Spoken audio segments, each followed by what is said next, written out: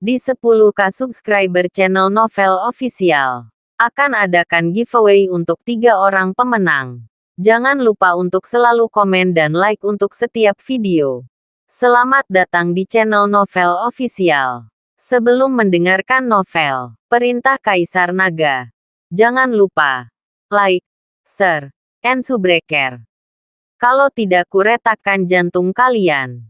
Tanpa lama-lama lagi langsung saja kita masuk di cerita novelnya. Selamat mendengarkan bosku. Bab 436.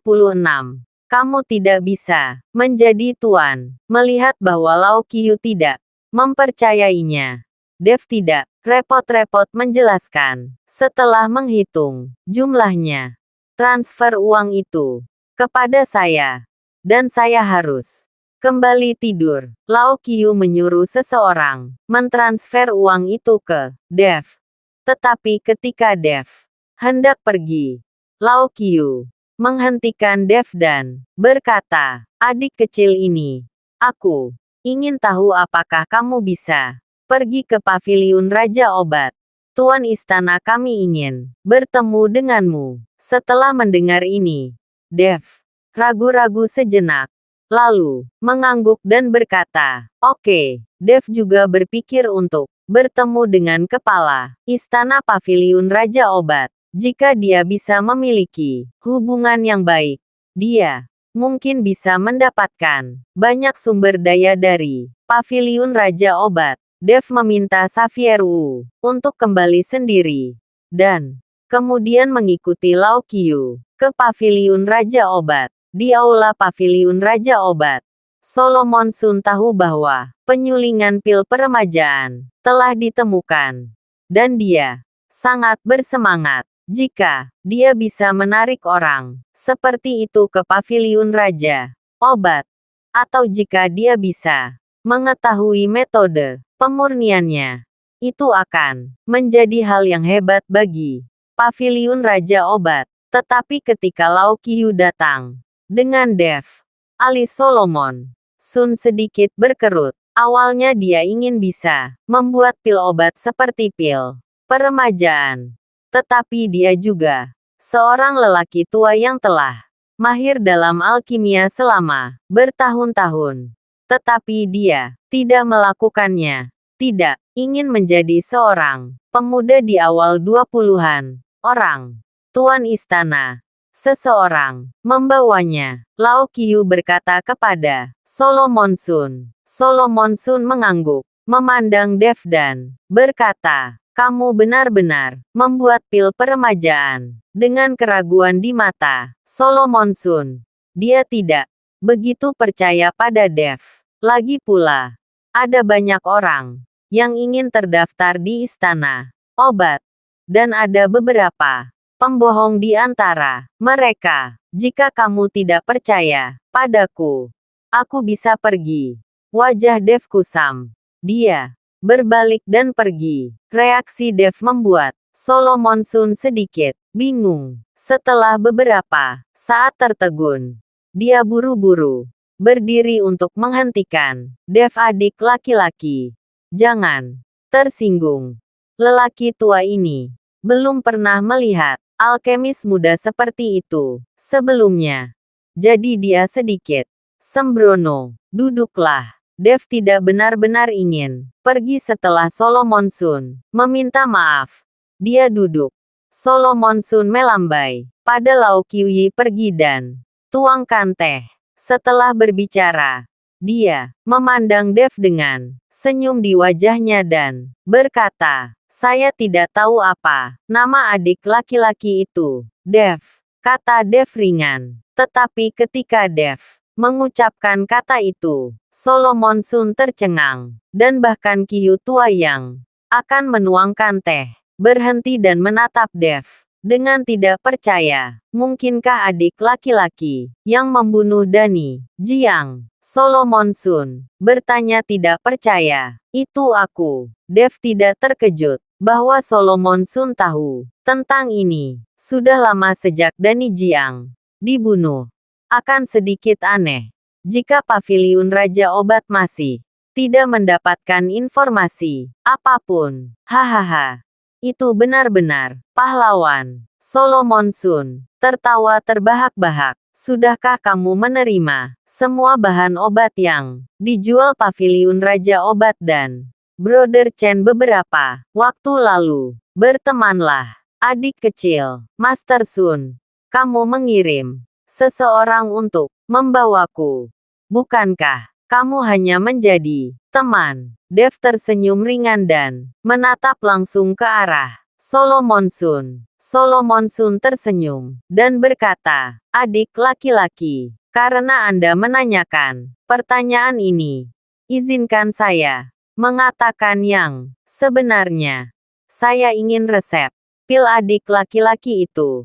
Dan jika adik laki-laki tidak menyukainya, saya ingin bertanya pada adik laki-laki itu, Paviliun Raja Obat. Selama adik laki-laki itu bergabung dengan Paviliun Raja Obatku, belum lagi seluruh Jiangbei, bahkan seluruh Daxia, tidak ada yang berani menyusahkan adik laki-laki. Tentu saja, jika adik laki-laki memiliki persyaratan, jangan ragu untuk menyebutkannya. Selama aku bisa memenuhinya, aku pasti akan memenuhi persyaratan. Adik laki-laki, Dev tersenyum. Rumah Raja Obat akan berani mengatakan kata-kata arogan seperti itu. Orang harus tahu bahwa seluruh Daxia memiliki populasi lebih dari 1 miliar dan begitu banyak bakat. Apa yang bisa menjadi rumah Raja Obat?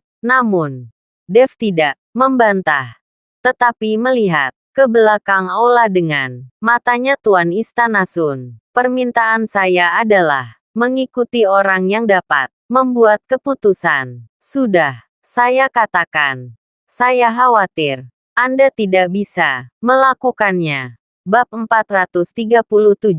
Saya akan menanganinya sendiri. Solomon Sun tertegun sejenak, melihat mata Dev, melihat ke belakang aula. Dia tiba-tiba tampak malu. Kakak Chen memang bakat muda. Jika dia bisa bergabung dengan Paviliun Raja Obat, dia pasti lebih kuat. Tidak lama setelah Dev selesai berbicara, Zaheri Bai keluar dari belakang. Melihat Zaheri Bai keluar, Solomon Sun buru-buru berdiri untuk memberi jalan bagi Zaheri Bai dan berteriak dengan hormat. Tuan muda kedua, Zaheri Bai duduk tepat di hadapan Dev dan tersenyum ringan. Perkenalkan, saya Zaheri Bai dari keluarga Bai di Kyoto. Dan rasanya seperti bertemu dengan kakak Chen hari ini. Dev mencibir begitu kita bertemu. Kamu tidak akan bersembunyi di belakang dan tidak berani muncul. Begitu Dev memasuki aula, dia merasa ada seseorang yang bersembunyi di belakangnya. Dan dilihat dari nafasnya, kekuatannya telah mencapai level master. Kekuatan internal. Zaheri Bai tersenyum. Canggung kakak Chen. Aku tidak bersembunyi. Sebenarnya, Dev melambaikan tangannya dan menyela. Zaheri Bai, Anda tidak perlu menjelaskannya kepada saya. Saya tidak tertarik untuk mendengarkan. Alasan mengapa saya datang adalah karena Paviliun Raja Obat memiliki bahan obat yang saya inginkan. Saya tidak akan bergabung. Paviliun Raja Obat dan pil peremajaan aku bisa memberimu resep pil. Tetapi, jika kamu mendapatkan resep pil, kamu tidak bisa membuatnya. Dan jika kamu ingin pil peremajaan, maka gunakan herbal untuk menukarnya. Zaheri Bai sedikit mengernyit saat melihat pernyataan tegas Dev. Menurutnya, saat dia menunjukkan identitasnya, Dev akan senang bergabung dengan Paviliun Raja Obat. Anda pasti tahu nama keluarga Bai di Kyoto. Semua orang tahu yang sebenarnya.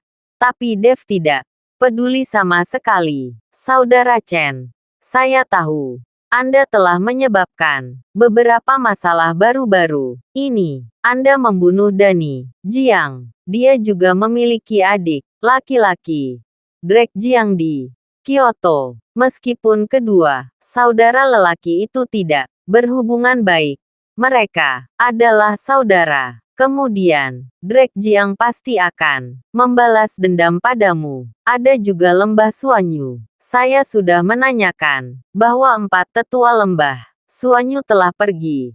Dan mereka juga datang ke Jiangbei. Jika Anda bergabung dengan Paviliun Raja Obat dan mendapat perlindungan dari keluarga Bai saya dapat membantu Anda menyelesaikan semua masalah ini. Mata Zaheri Bai sedikit menyipit saat dia menatap Dev dan berkata, hal-hal ini, aku akan menanganinya sendiri. Jika ini masalah besar, ayo saling bunuh.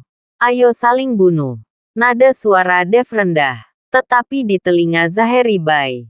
Dia sangat bangga. Zaheri Bai tersenyum. Dingin, saya tidak tahu apakah saudara Chen telah mendengar sebuah kalimat. Hujan ketika langit gila. Dan bencana ketika orang gila. Jika kamu pikir aku sombong, maka jangan membicarakannya. Setelah Dev selesai berbicara, dia bangkit dan pergi. Kakak Chen, tetap, aku ingin resep pil di tanganmu untuk mengembalikan pil itu.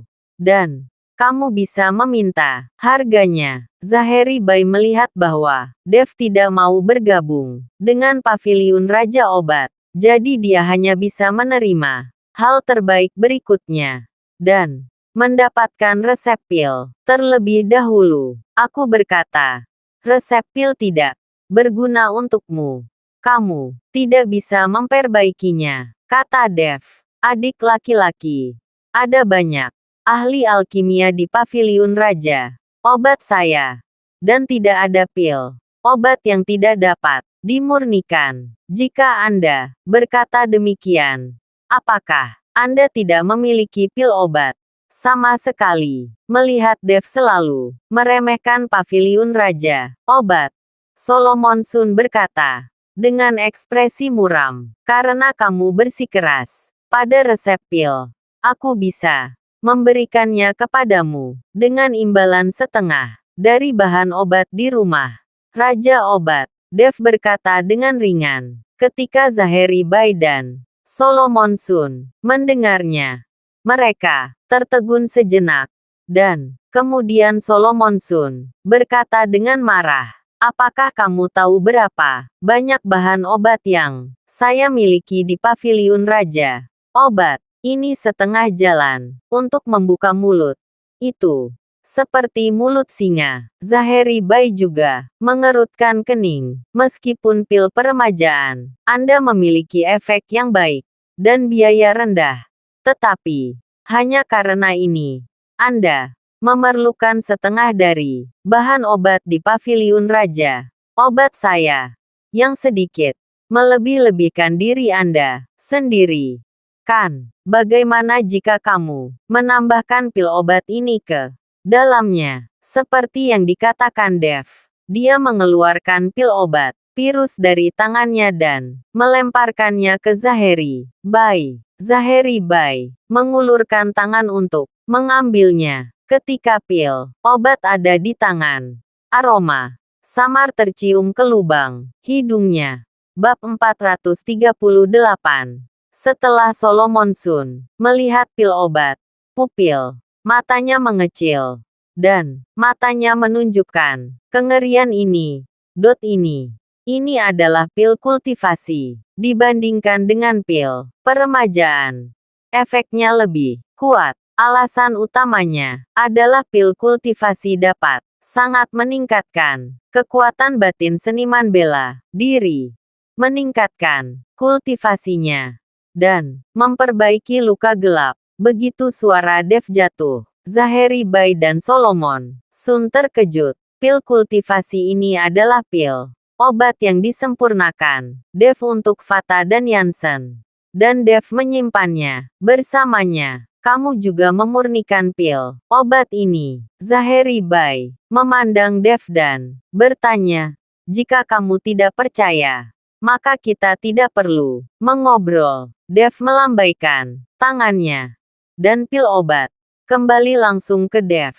Saudara Chen, bagaimana? Keluarga Bai saya bersedia menghabiskan 10 miliar untuk membeli resep pil Anda. Selain itu, saya dapat berjanji untuk membantu Anda menyelesaikan Drake, Jiang dan Suanyuegu itu. Zaheri Bai bangkit dan berkata, seperti yang saya katakan, saya akan menangani urusan saya sendiri. Jika Anda menginginkan pil, maka gantilah dengan herbal. Dev menggelengkan kepalanya. Zaheri Bai mengerutkan kening. Setengah dari bahan obat di paviliun Raja Obat bukanlah sesuatu yang bisa dia sebut tembakan. Untuk memungkinkan bahan obat yang berharga ini melewati tangan paviliun Raja Obat, keluarga Bai juga telah mencoba yang terbaik. Anda harus tahu bahwa ramuan obat yang berharga ini tidak dapat dihindari. Yang bisa saya lakukan hanyalah menggunakan satu lebih sedikit dan satu lebih sedikit. Dan sekarang saya memberikan setengahnya kepada Dev. Zaheri Bai enggan menanggungnya. Melihat Zaheri Bai terdiam, Dev berbalik dan pergi. Tetapi setelah mengambil 2 langkah, beberapa orang tiba-tiba masuk keluar dan langsung mengepung Dev. Dapat dilihat bahwa orang-orang ini seharusnya sudah lama menyergap di luar aula, menunggu kesempatan. Jika Dev menyetujui permintaan itu, orang-orang ini tidak akan masuk. Wajah Dev menjadi dingin, dan dia memandang Zaheri Bai. Apa artinya ini? Adik laki-laki. Orang yang tahu urusan saat ini adalah Junji. Dan tidak ada yang bisa menolak paviliun Raja Obatku. Tinggalkan resep pil. Kamu bisa pergi. Zaheri Bai tidak mengatakan apa-apa. Sementara Solomon Sun berkata dengan dingin, apakah kalian merampokku? Dev mencibir, tidak peduli apa yang kamu katakan. Berikan pil kultivasi. Kalau tidak apa? Dev menyipitkan matanya sedikit, dan cahaya dingin keluar dari matanya. Melihat Dev seperti ini, Solomon Sun gemetar tanpa sadar. Tetapi setelah melihat Zaheri Bai yang terdiam beberapa saat, dia berkata dengan tegas, jika tidak, kamu akan menghilang selamanya. Hanya ini. Dev tiba-tiba tersenyum. Senyumnya penuh penghinaan. Saya berubah pikiran. Hanya mengandalkan ancaman Anda kepada saya. Kirim semua bahan obat paviliun Raja Obat ke rumah saya. Jika tidak paviliun Raja Obat, Anda akan penuh dengan orang yang binasa. Dev berusaha mencari alasan untuk mendapatkan bahan obat dari paviliun Raja Obat. Dia tidak pernah berpikir bahwa Solomon Sun telah mengirimkannya ke pintu sendiri. Jadi dia berani mengancam Dev. Hahaha. Nak, apakah kamu gila? Bahkan jika kamu dapat membunuh Dani Jiang, apakah kamu benar-benar berpikir kamu tidak terkalahkan di dunia? Kamu masih ingin menghancurkan paviliun Raja Obatku? Solomon Sun tertawa terbahak-bahak. Sementara wajah Zaheri Bai muram, dan dia tidak mengatakan sepatah kata pun. Dev mendengus dingin dan berjalan keluar tanpa berkata apa-apa. Hentikan dia. Solomon Sun memberi perintah, dan beberapa orang di sekitar Dev bergegas menuju Dev bersama. Dev terus berjalan, dan kekuatan mengerikan bangkit dari tubuhnya, seperti banjir besar dan binatang buas, dan langsung melumpuhkan beberapa orang yang bergegas ke arahnya. Melihat ini, Solomon Sun tampak marah. Anak baik, biarkan aku bertemu denganmu. Berhenti, kata Zaheri Bai. Solomon Sun berhenti dan hanya bisa melihat Dev pergi. Tuan muda kedua, Solomon Sun menatap Zaheri Bai dengan ekspresi bingung. Biarkan dia sendiri. Belum terlambat untuk membersihkannya setelah pertemuan seni bela diri. Kita masih memiliki hal-hal yang lebih penting untuk dilakukan. Setelah Zaheri Bai selesai berbicara, dia berbalik dan berjalan menuju aula belakang. Bab 439. Siapa yang memintamu untuk datang di depan hotel? Xavier Wu berjalan mondar-mandir dengan cemas melihat Dev kembali. Xavier Wu buru-buru menyapanya. Tuan Chen, apakah Anda baik-baik saja? Tidak apa-apa. Ada apa? Dev menatap Xavier Wu dengan wajah bingung dan bertanya, tidak apa-apa. Xavier Wu menghela nafas panjang. Lega Tuan Istana Paviliun. Raja Obat sangat mendominasi. Saya khawatir Tuan Chen akan mendapat masalah jika dia pergi. Ketika Dev mendengar ini, dia tersenyum ringan. Tidak ada yang bisa menggangguku. Tidurlah. Setelah selesai berbicara, Dev mengeluarkan pil kultivasi dan melemparkannya ke Xavier Wu dan berkata, kamu makan pil ini. Dan pada pertemuan seni bela diri ini, kamu pasti memenangkan kejuaraan. Xavier Wu melihat pil obat dan tidak terlalu peduli, tetapi bertanya dengan heran, apakah Tuan Chen tidak berencana untuk berpartisipasi? Saya mendengar bahwa hadiah kejuaraan kali ini adalah ramuan obat berusia 100 tahun. Dev menggelengkan kepalanya. Jika kamu berpartisipasi, aku harus memberimu dukungan. Awalnya Dev berencana untuk berpartisipasi, tetapi sekarang dia tertarik pada bahan obat dari seluruh paviliun Raja Obat.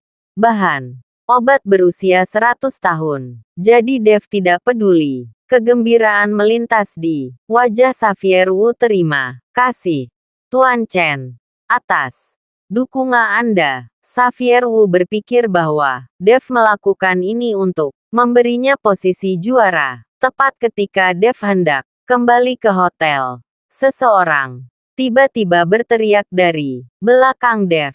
Dev tiba-tiba menoleh dan sedikit mengernyit. Mengapa kamu datang ke sini? Bukankah kamu mengatakan bahwa kamu tidak akan diizinkan untuk datang? Yuki dan Ellie yang datang, dan Yansen berada di belakang membawa tas untuk mereka berdua. Tuan Chen, saya minta maaf.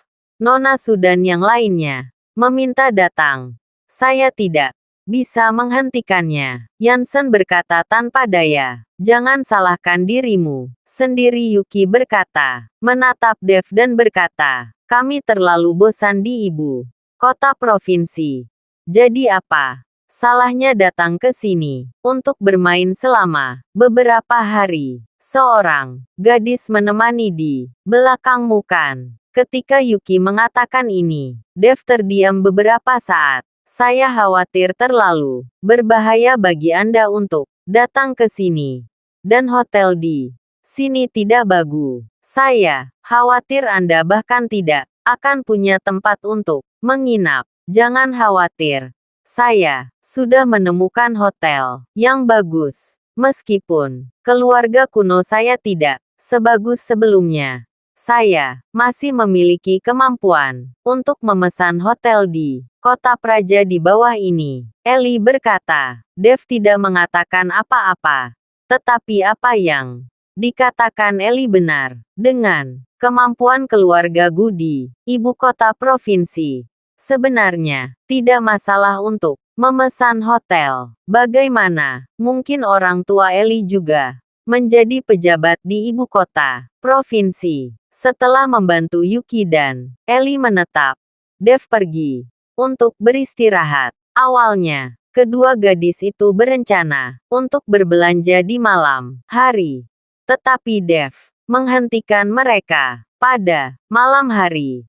Dev benar benar tidak ingin bergaul dengan mereka. Dan ada prajurit di mana-mana. Semuanya kasar. Dev tidak ingin menimbulkan masalah yang tidak perlu. Di tengah malam, Dev, yang sedang tidur nyenyak, tiba-tiba terbangun oleh suara langkah kaki yang cepat di jalan. Dia buru-buru bangun dan melihat melalui jendela. Dia menemukan bahwa seorang gadis berlari dengan putus asa, dan beberapa orang mengejar di belakang. Orang-orang ini diam-diam setuju tanpa mengucapkan sepatah kata pun, tetapi hanya berlari dengan putus asa. Melihat adegan ini, Dev berencana untuk kembali tidur lagi. Tidak peduli konflik atau festival apa yang dimiliki pihak lain. Dia tidak peduli dengan urusannya. Dev bukan penyelamat. Dia juga tidak ingin menjadi penyelamat. Namun saat Dev hendak merebahkan diri untuk tidur lagi, tiba-tiba dia merasakan aura samar yang keluar dari tubuh gadis itu. Dan aura ini dia rasakan sangat familiar, seperti saat memeluk ibunya. Saat itu, Liontin Giok, Dev membuka jendela, melompat turun, dan mengikuti dari belakang. Segera, gadis itu diblokir di sebuah gang, memegang sesuatu di kedua tangannya, dan kemudian melihat beberapa orang yang mengejarnya dengan ngeri. Bab 440. Apakah kalian tak tahu malu? Dev bersembunyi di kegelapan. Ketika dia melihat penampilan gadis itu, dia tiba-tiba terkejut. Gadis ini sebenarnya adalah gadis yang diberikan Fredkin kepada orang tua Ellie di foto.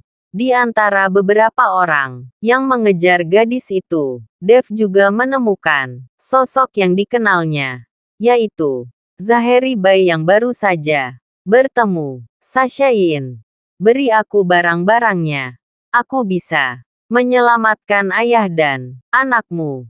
Dan aku bisa membiarkan paviliun raja obat melakukan yang terbaik untuk menyembuhkan penyakit ayahmu. Zaheri Bai berjalan ke arah gadis itu dan berkata ringan, Zaheri Bai, jangan kemari, atau aku akan menghancurkan Liontin Giok. Itu, gadis itu mengangkat benda di tangannya dan menatap Zaheri Bai. Ketika Zaheri Bai mendengar ini, dia benar-benar berhenti. Dengan ekspresi gugup di wajahnya, jika Anda memiliki sesuatu untuk dikatakan, saya bisa menjanjikan apapun yang Anda inginkan. Aku tidak akan mempercayaimu. Kamu menghancurkan keluarga Yinku. Dan kamu masih ingin mendapatkan Liontin Giok leluhurku. Aku tidak akan membiarkanmu berhasil. Sasha Yin meraung dengan kemarahan di matanya. Kamu memikirkan ayahmu yang sakit parah. Kamu datang ke sini, bukankah kamu ingin paviliun raja obat menyelamatkan ayahmu? Aku bisa memerintahkan mereka untuk menyembuhkan ayahmu sekarang. Saat Zaheri Bai berbicara, kakinya perlahan bergerak. Saya ingin tahu bahwa paviliun raja obat adalah boneka keluarga Bai Anda. Jadi saya tidak akan datang. Saya lebih baik mati daripada memberikan sesuatu kepada Anda. Mata Sasha Yin penuh ketegasan. Dan dia berkata, dengan ekspresi mematikan, Zaheri Bai mengerutkan kening. Tetapi masih dengan tenang berkata, kamu salah paham. Itu adalah keluarga Qin yang menghancurkan keluarga Yinmu. Bukan kami. Sama sekali. Itu sebabnya aku membiarkan saudara perempuanku membuang Fredkin itu. Kamu harus benar membenci keluarga Qin. Apakah semua keluarga Bai Anda tidak tahu malu? Tepat ketika suara Zaheri Bai jatuh, beberapa orang lagi tiba-tiba masuk dari gang. Pemimpinnya adalah Fred Qin. Dan ada beberapa Master di belakangnya. Mengapa kamu datang ke sini? Setelah Zaheri Bai melihat Fredkin, dia mengerutkan kening karena terkejut. Apakah menurut Anda, hanya keluarga Bai Anda yang bisa menebak bahwa dia akan datang ke sini?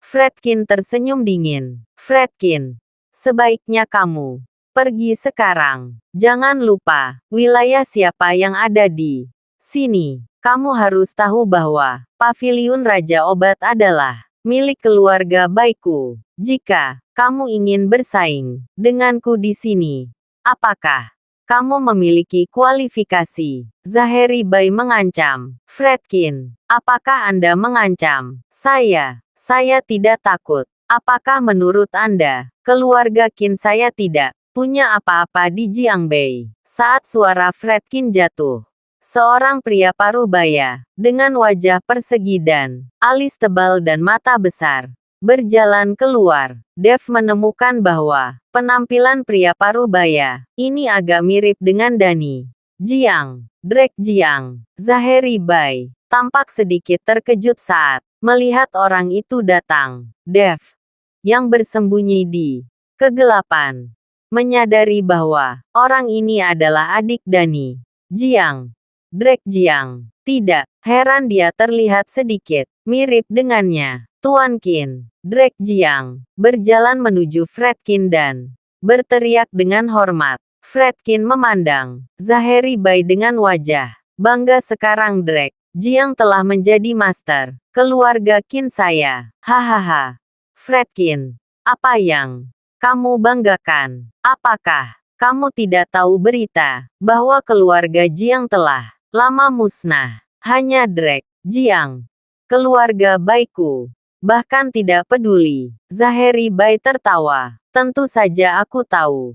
Tapi, Zaheri Bai, buka matamu dan lihatlah. Berdasarkan perbandingan kekuatan saat ini, jika aku ingin mengambil liontin giok itu, bisakah kamu menghentikanku? Fredkin mencibir. Senyum Zaheri Bai tiba-tiba mengeras di wajahnya. Meskipun jumlah orang di kedua sisi serupa, jelas bahwa kekuatan Fredkin lebih kuat. Tepat ketika kedua belah pihak saling berhadapan, Dev diam-diam pergi ke belakang Sashayin. Sashayin merasa seseorang mendekatinya dan ingin berteriak ketika dia membuka mulutnya.